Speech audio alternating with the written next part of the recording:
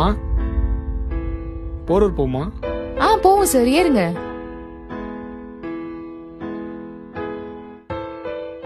இப்பெல்லாம் நியூஸை பார்த்தாலே இந்த கேஸ் அந்த கேஸ்னு ஒரே கேஸா தான் இருக்கு. ஆமா சார், என்ன பண்றது, காலம் அவ்வளவு கெட்டு கிடக்குது.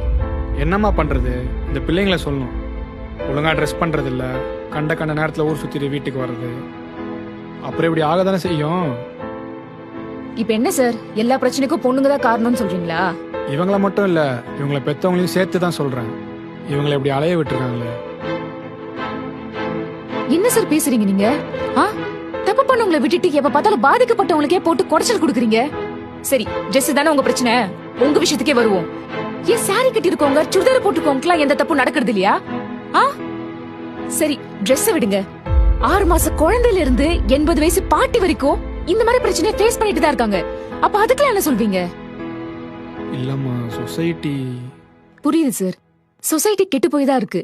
ஆனா இப்படி ட்ரெஸ் போடுறதுனாலதான் இந்த மாதிரி கொடுமைலாம் நடக்குதுன்னா மாற வேண்டியது நாங்க இல்ல. இப்படி கேவலமான மைண்ட் செட் இருக்க நாய்ங்க தான்.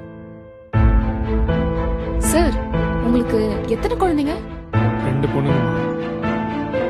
தயவு செஞ்சு என்கிட்ட பேசின மாதிரி அவங்க கிட்டயும் பேசுறாங்க.